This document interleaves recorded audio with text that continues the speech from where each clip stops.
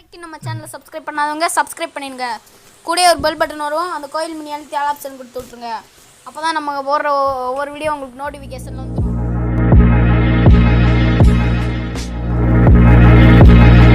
வரைக்கும் நம்ம சேனலை சப்ஸ்கிரைப் பண்ணாதவங்க சப்ஸ்கிரைப் பண்ணிடுங்க. கூடவே ஒரு பெல் பட்டன் வரும், அந்த கோயில் மணி அழுத்தி ஆல் ஆப்ஷன் கொடுத்து விட்ருங்க. அப்போ தான் நம்ம போடுற ஒவ்வொரு வீடியோ உங்களுக்கு நோட்டிஃபிகேஷனில் வந்துடும். கவிமகன் யூடியூப் சேனல் உறவுகளுக்கு என்னுடைய அன்பான திருச்செந்தூர் முருகப்பெருமானின் திருவருளால் காஞ்சி மகாபெரியவர் அருளிய தெய்வத்தின் குரல் முதல் பாகம். பொதுவான தர்மங்கள். கோபம், காமம், குரோதம் என்று சேர்த்துச் சொல்வது வழக்கம். காமம் என்பது ஆசை, குரோதம் என்பதுதான் கோபம். ஆத்திரம், துவேஷம் இவை எல்லாமும் ஆகும்.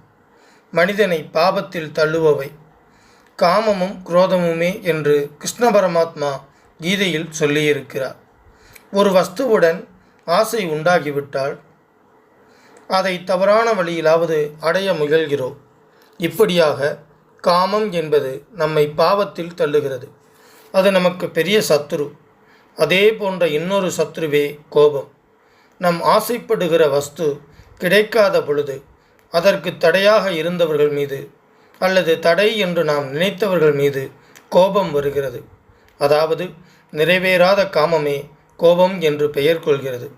ரப்பர் பந்தை சுவற்றில் எரிகிறோம். அது எதிர்த்து கொண்டு நம்மிடமே திரும்பி வருகிறது. எரியப்படும் பந்து காமம். அதே பந்து திரும்பி வருகிற போது கோபமாகிறது. திரும்பி வருகிற பந்து நம்மையே தாக்குகிறது.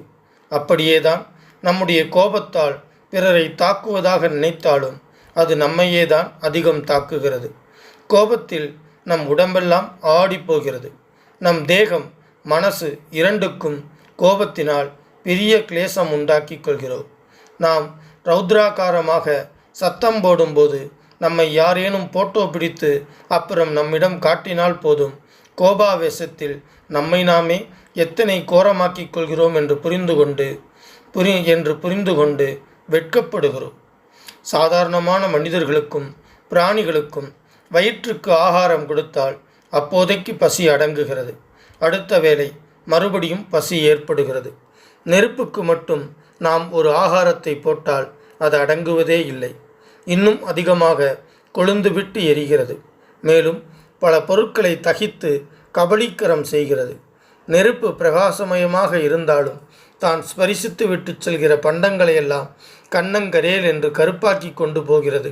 இதனால் நெருப்புக்கு கிருஷ்ணவர்த்மா என்று ஒரு பெயர் ஏற்பட்டிருக்கிறது. காமம் இப்படிப்பட்ட கிருஷ்ணவர்த்மா தான். அது தீயாக எரிகிறது. அதற்கு பிரியமான வஸ்துவை கொடுப்பதால் பசி அடங்காமல் அதிகரித்து கொண்டே போகிறது. அது நம் மனசையே கருப்பாக்கி விடுகிறது. ஓர் இச்சை பூர்த்தியாகிற போது தற்காலிகமாக ஒரு மகிழ்ச்சி உண்டானாலும் பிற்பாடு அதையே மீண்டும் தேடி அலைந்து அமைதியையும் சந்தோஷத்தையும் குலைத்து கொண்டு அழுகையையும் கோபத்தையும் உண்டாக்கி கொள்கிறோம். அழுகை துக்கத்தில் உண்டாவது. நிறைவேறாத ஆசையின் இரண்டு உருவங்கள் தான் துக்கமும் கோபமும். நம் ஆசையின் நிறைவேற்றத்துக்கு தடையாக இருந்தவர்கள் நம்மை விட கீழ்ப்பட்டவராக இருந்தால் அவர்களிடம் கோபத்தை காட்டுகிறோம். அவர்கள் நமக்கு மேலே இருந்து விட்டால் கோபித்து கொள்ள முடியாமல் நமக்குள்ளேயே துக்கப்பட்டு கொண்டு அழுகிறோம். கோபத்தின் கெட்ட சக்தி காமத்தின் சக்தியை விட பெரியது. இதை நலசரித்திரமான நைசதம் வெகு அழகாக சொல்கிறது. கலி அரசன் வருகிறான். அவனது சேனாதிபதிகளாக காமனும் குரோதனும் வருகிறார்கள். கட்டியக்காரன் இவருடைய பெருமைகளை பாடுகிறான். குரோதனை பற்றி அவன் என்ன பாடுகிறான்? காமன் புகாத இடமில்லை என்பார்கள். ஆனால் காமனும் புகாத ஒரு கோட்டை உண்டு.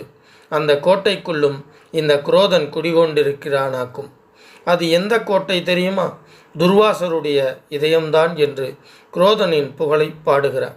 காமமே அறியாத துர்வாச மகரிஷியும் கோபத்துக்கு ஆளானவர் என்று தாத்பரியம்.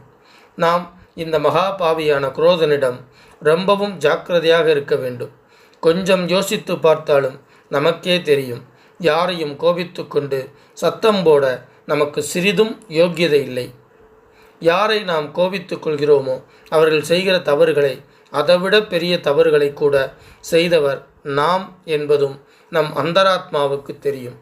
அப்படியே நாம் தவறு செய்யாவிட்டாலும் கூட நாம் தவறு செய்யாவிட்டாலும் கூட அந்த மனிதன் அந்த சூழ்நிலையில் செய்த தவற்றை நாமும் கூட அந்த சூழ்நிலையில் இருந்தால் செய்திருக்கக்கூடும் என்று எண்ணி பார்க்க வேண்டும். குரோதன் நம்முடைய பெரிய சத்துரு. அவனை அண்டவிடாமல் எப்போதும் நம்மை காப்பாற்றிக் கொள்ள வேண்டும். மூர்த்தி எல்லாம் வாழி எங்கள் மோனகுரு வாழி, அருள் வார்த்தை என்றும் வாழி, அன்பர் வாழி பராபரமே. ஓம் சாந்தி சாந்தி சாந்தி. ஹரி ஓம். ஸ்ரீ குருப்யோ நமஹ. ஹரி ஓம். சொன்ன மாதிரி 8 திக்குகளிலும் இந்த தமிழை கொண்டு சேர்க்க வேண்டும் அப்படின்னா நீங்க சப்ஸ்கிரைப் பண்ணணும், லைக் பண்ணணும், கமெண்ட்ஸ் பண்ணணும். நன்றி, வணக்கம். வரைக்கும் நம்ம சேனலை சப்ஸ்கிரைப் பண்ணாதவங்க சப்ஸ்கிரைப் பண்ணிடுங்க. கூடயே ஒரு பெல் பட்டன் வரும், அந்த கோயில் மினி அழுத்தி ஆல் ஆப்ஷன் கொடுத்து விட்ருங்க. அப்போ தான் நம்ம போடுற ஒவ்வொரு வீடியோ உங்களுக்கு நோட்டிஃபிகேஷனில் வந்துடும்.